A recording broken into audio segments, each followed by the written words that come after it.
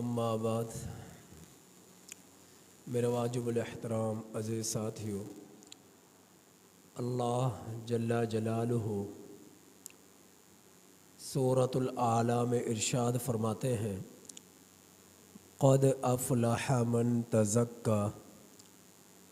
تحقیق کامیابی حاصل کر لی اس شخص نے جس نے پاکیزگی حاصل کر لی، تقوی حاصل کر لیا، پاک ہو گیا۔ وَذَكَرَ اسْمَ رَبِّهِ فَصَلَّى، اپنے رب کو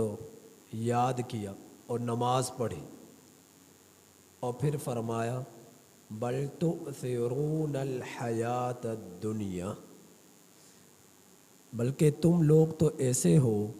جو دنیا کی زندگی کو ترجیح دیتے ہو۔ والآخرۃ خیر وابقی، جبکہ آخرت بہتر ہے اور باقی رہنے والی ہے۔ تو یہ چند آیات کا ترجمہ آپ احباب کے سامنے تلاوت کیا۔ اللہ رب العزت نے بیدار کیا ہے آخرت کی طرف کہ دنیا کی زندگی کو تم لوگ ترجیح دیتے ہو، حالانکہ آخرت بہتر ہے۔ اللہ کی ذات وہ ذات ہے کہ جس سے جب عشق ہو جائے پھر انسان دنیا سے منہ پھیر لیتا ہے، اور اللہ کے عشق میں اللہ کے ہر حکم کو پورا کرتا ہے، جبکہ دنیا کا عشق انسان کو ایک نہ ایک دن چھوڑنا پڑتا ہے، جدائیگی ہے، لیکن اللہ کے عشق میں کبھی جدائیگی نہیں ہے، وہ ہمیشہ قائم رہنے والی ہے۔ تو اللہ تعالیٰ سے عشق ہونا چاہیے دلوں میں، ورنہ ہم لوگوں کی بسا اوقات حالت یہ ہو جاتی ہے کہ ہم لوگ اپنے والدین، اپنے رشتہ دار، اپنے بھائی جو اس دنیا سے چلے گئے، جن کے بغیر ہماری راتیں نہیں گزرتی تھیں، دن نہیں گزرتے تھے، جن کے چہروں کو دیکھ کر ہمیں چین نہیں آتا تھا، وہ چلے گئے، تو ان سے محبت، اور محبت کے دلیل کس چیز سے نظر آئے کہ اس قدر عبادات میں جڑ جانا، اس قدر دنیا سے بے رخی اختیار کر لینا کہ میں جتنی نیکیاں کروں گا، جتنا اپنے رب کی عبادت کروں گا، اس سے میرے والدین کو، میرے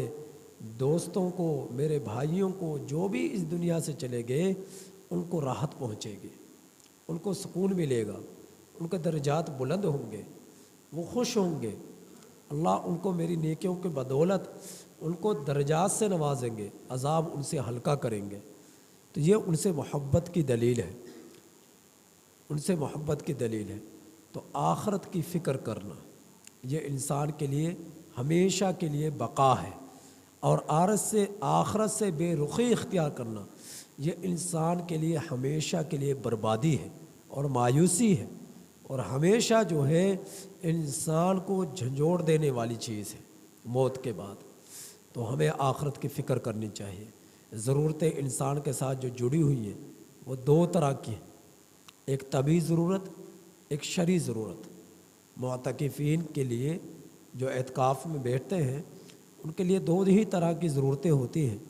ایک طبعی ضرورت، ایک شرعی ضرورت۔ طبعی ضرورت یہ ہے کہ قضاء حاجت کی ضرورت ہے، واش روم چلا گیا، اور اسی طرح پر شرعی ضرورت یہ ہے، نماز جمعہ ہے، جس مسجد میں بیٹھا ہے نماز جمعہ کی ادائیگی نہیں ہے تو نماز جمعہ کے لیے دوسری مسجد میں چلا گیا۔ تو جب دوسری مسجد میں چلا گیا تو ضمناً راستے میں کوئی جنازہ آ گیا یا کوئی بیمار ہے، اس کی تیمارداری کے لیے رک گیا راستے میں آتے جاتے،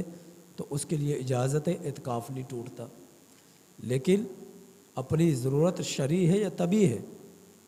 فوراً پورا کر واپس مسجد کے اندر لوٹنا یہ ضروری ہے،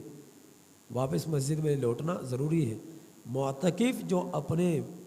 مسجد سے جس میں اعتکاف میں بیٹھا ہے بھولے سے بھی مسجد سے نکل گیا بغیر ضرورت کے تو اس کا اعتکاف ٹوٹ جاتا ہے، اور اعتکاف میں بیٹھنے والا حتی الامکان کوشش کرے کہ فضول باتیں نہ کرے، حتی الامکان کوشش کرے کہ دنیاوی کاموں میں مشغول نہ ہو، حتی الامکان کوشش کرے کہ غیبتیں نہ ہوں، حسد نہ ہو، ایک دوسرے کے بارے میں جو ہے برائیاں بیان نہ ہوں، باتوں سے گریز کیا جائے۔ صرف معتکف کا کام یہ ہے کہ ذکر و اذکار کرنا، اس کی زبان پر ہمیشہ اللہ کا ذکر جاری رہے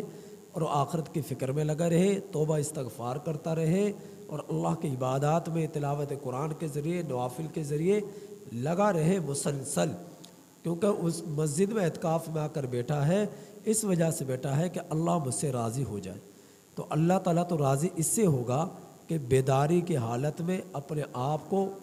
کو مشقت میں ڈالنا عبادات کے ساتھ، تب اللہ راضی ہوگا۔ تو معتکفین کو ہر طرح کے خرافات سے بچنا چاہیے اور اللہ کی یاد میں جڑنا چاہیے۔ اللہ تعالیٰ سے دعا ہے کہ اللہ تعالیٰ عمل کی توفیق عطا فرمائے۔